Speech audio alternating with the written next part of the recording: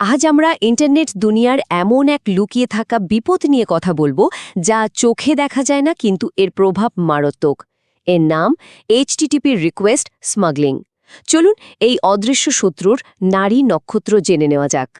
শুনতে অবিশ্বাস্য লাগছে, তাই না? কিন্তু এটাই সত্যি। এই উদ্ধৃতি থেকেই বোঝা যায় ঝুঁকিটা ঠিক কতটা গভীর। এটা সাধারণ কোনো বাগ নয়, বরং সিস্টেমের যোগাযোগের মূল ভিত্তিটাকে নাড়িয়ে দেয়। তো সবকিছু শুরু হয় একদম সহজভাবে। যখনই আমরা কোনো ওয়েবসাইটে ঢুকি, আমাদের ব্রাউজার একটা এইচটিটিপি রিকোয়েস্ট পাঠায়। বলতে পারেন এটা একটা ডিজিটাল বার্তা যা সার্ভারের দিকে ছুটে চলে। এই রিকোয়েস্টটা প্রথমে গিয়ে পৌঁছায় ফ্রন্ট এন্ড সার্ভারে। এটাকে ভাবতে পারেন একজন ট্রাফিক সার্জেন্টের মতো। এর কাজ হল হাজার হাজার রিকোয়েস্ট ম্যানেজ করা আর ঠিকঠাক পথে চালনা করা। এরপর ফ্রন্ট এন্ড সার্ভার রিকোয়েস্টটা পাঠিয়ে দেয় ব্যাক এন্ড সার্ভারের কাছে। আসল কাজটা কিন্তু এখানেই হয়। এই ব্যাক এন্ড সার্ভারই রিকোয়েস্টটা প্রসেস করে, ডেটাবেস ঘাটাঘাটি করে আর সব শেষে একটা জবাব তৈরি করে ফেরত পাঠায়। এখন এখানেই গল্পের আসল মোড়। পারফরম্যান্স দ্রুত করার জন্য ফ্রন্ট এন্ড আর ব্যাক এন্ড সার্ভার একটা কমন টানেল ব্যবহার করে। মানে একই রাস্তা দিয়ে অনেক ব্যবহারকারীর রিকোয়েস্ট আসা যাওয়া করে। আর এই যে সবাই মিলে একটা রাস্তা ব্যবহার করছে, দুর্বলতার শুরুটা ঠিক এখানেই। তাহলে গোলমালটা ঠিক কোথায় বাধে? সমস্যাটা তৈরি হয় তখন যখন একটা রিকোয়েস্টের সাইজ মাপার জন্য দুটো আলাদা নিয়ম বা হেডার ব্যবহার করা হয়, আর সার্ভারগুলো ঠিক বুঝে উঠতে পারে না যে কোনটা মানবে। দেখুন, একদিকে আছে কন্টেন্ট লেন্থ, যেটা সোজা সাপটা বলে দেয় রিকোয়েস্টের বডি ঠিক কত বড়। আর অন্যদিকে আছে ট্রান্সফার এনকোডিং, যেটা ডেটাকে ছোট ছোট টুকরো বা চাঙ্কে ভাগ করে পাঠায়। দুটোই কিন্তু বৈধ পদ্ধতি, কিন্তু সমস্যাটা হয় যখন দুটোই একসাথে থাকে, তখন সার্ভার কনফিউজড হয়ে যায়। আর এই প্রশ্নটা থেকেই কিন্তু আসল ঝুঁকির জন্ম। যখন দুটো সার্ভার একই রিকোয়েস্টকে দুই চোখে দেখে, তখন কি হতে পারে? এই মতের অমিলটাই ডিসসিনক্রোনাইজেশনের মতো একটা ভয়ঙ্কর দরজা খুলে দেয়। ডিসসিনক্রোনাইজেশন মানে সহজ কথায় সার্ভারদের মধ্যে ভুল বোঝাবুঝি। ওরা একটা রিকোয়েস্ট ঠিক কোথায় শুরু আর কোথায় শেষ হচ্ছে তা নিয়ে বিভ্রান্ত হয়ে পড়ে।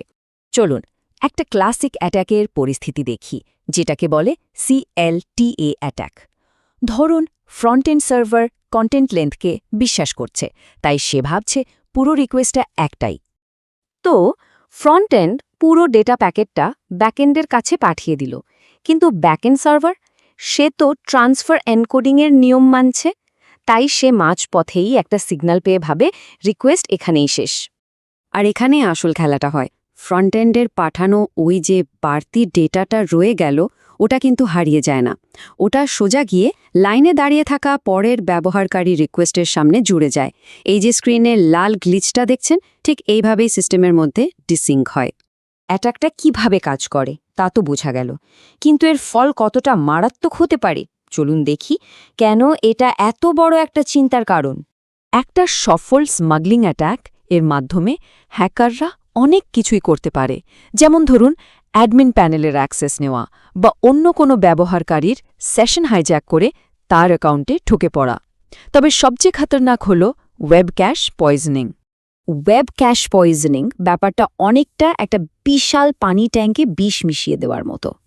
হ্যাকার একটা ক্ষতিকর জিনিস ওয়েবসাইটের ক্যাশে ঢুকিয়ে দেয়, আর এরপর যত মানুষ ওই ওয়েবসাইটে আসে সবাই ওই বিষাক্ত জিনিসটাই দেখতে পায়। হাজার হাজার মানুষ এক মুহূর্তে আক্রান্ত হতে পারে। এত সব ঝুঁকির কথা শুনে ঘাবড়ে যাওয়ার কিছু নেই। সৌভাগ্যবশত এ অদৃশ্য বিপদ থেকে বাঁচার বেশ কিছু কার্যকর উপায় আছে।